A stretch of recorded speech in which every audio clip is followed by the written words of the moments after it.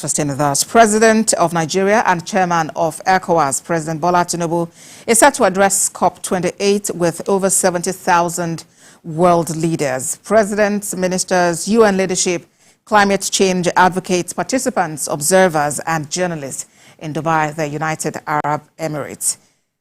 The president is joined by the Minister of Humanitarian Affairs and Poverty Alleviation, Betta Edu, Minister of Foreign Affairs, Minister of Environment, Minister of Finance, among other top Nigerian government officials at the COP28.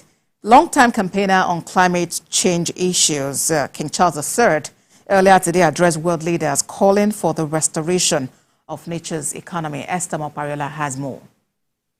The United Nations Annual Climate Summit is underway in Dubai, with world leaders approving a climate disaster fund that will help vulnerable nations cope with the impact of drought, floods and rising seawater. The agreement marked a positive signal of momentum at the start of the conference, known as COP28. In an opening address to the United Nations Climate Summit, King Charles told world leaders the dangers of climate change were no longer a distant risk and urged them to take more action. I have seen across the Commonwealth and beyond countless communities which are unable to withstand repeated shocks, whose lives and livelihoods are laid waste by climate change. Unless we rapidly repair and restore nature's unique economy based on harmony and balance, which is our ultimate sustainer, our own economy and survivability will be imperiled.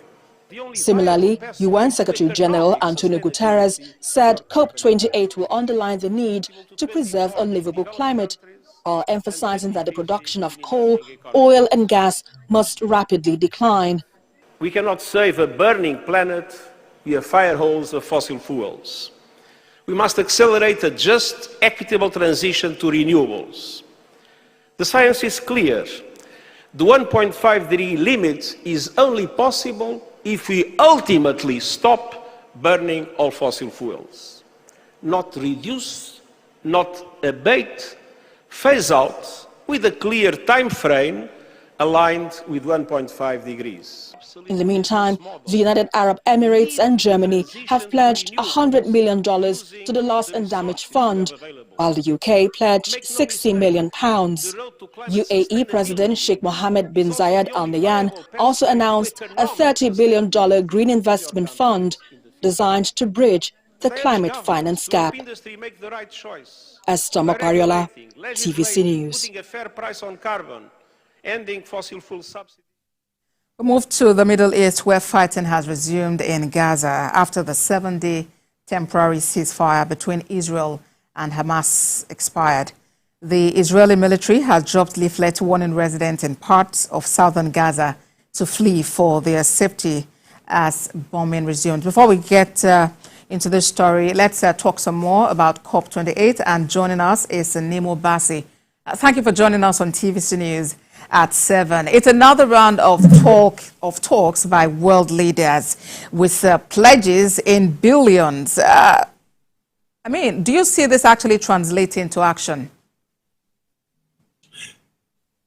Well, the pledges are in millions, not in billions. What is needed is at least $400 billion a year to help poor, vulnerable nations and territories who have suffered the brunt of climate impacts that they did not cause. What has been pledged totals just about $400 million, about 10% of what is needed per year. So it shows dramatically that the world is not quite ready to take responsibility for the damage that has been done to the planet and to poor people who have suffered the impacts of reckless extraction and exploitation over the years. What this also shows is that there isn't a clear definition about how the loss and damage funds will be managed, because the debate through the Transitional Committee before coming to the COP was that the funding should be from those who are historically responsible for climate change, and that is the rich industrialized nations who have taken up the carbon budget since the Industrial Revolution. But what we saw at the opening of the COP was A country that's not among those who are responsible historically, as United Arab Emirates, where the COP is taking place, they took up, they pledged $100 million, which was only matched by Germany. A country like the US pledged only $17 million. Can you imagine that? It doesn't show any sense of seriousness whatsoever. And it's a big shame that anyone would even applaud that this is what happened on the first day of the COP. All right. You said that the world is actually not ready. But, this summit aims to actually drive commitment of world leaders to the cause of climate resilient society. So how do we achieve the much needed change? Well, I don't want to dampen anybody's enthusiasm about the COP, but the COP, this is the 28th year that the COPs have been meeting. And each year, the COP is moving backwards instead of moving forward. When the COP was a bit serious, emissions reduction, which is cutting the carbon that is released to the atmosphere, was required to be carried out on a scientific basis. In other words, there were countries who were required to cut emissions at a certain scale, at a certain level. But right from when the Paris Agreement came into effect, all that became voluntary. And so nations just cut emissions at a level that is convenient for them. Just imagine that. And so this is why in the latest emissions gap of the United Nations Environment Programme, that emissions gap document showed what governments are pledged to do and what if they do it, what would it mean with regard to the 1.5 degrees Celsius limit or target that was set by the Paris Agreement itself.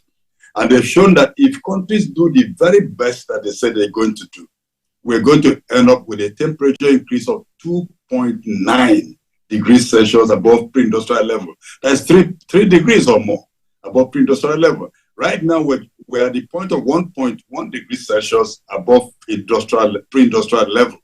And we're already seeing dramatic extreme weather events. And so if nations do the best that they said they're going to do, we're going to have the planet on fire, literally.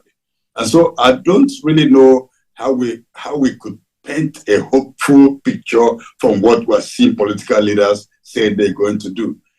Each time we listen to the Secretary General of the United Nations, when he says fossil fuels must be left in the ground, there must be no abatement of coal or fossil fuels, there has to be real cutting of moving from using fossil fuels. He says all that. I just pity how the man feels. He says the truth, he says it plainly, but the machine that he presides over, led by political leaders, is not ready to follow the direction shown by the Secretary General. Well, we await the resolutions from the summit and just really hope that we're able to make good progress. Nemo Bassi is a environmentalist. Thank you so much for talking to us on TVC News at 7.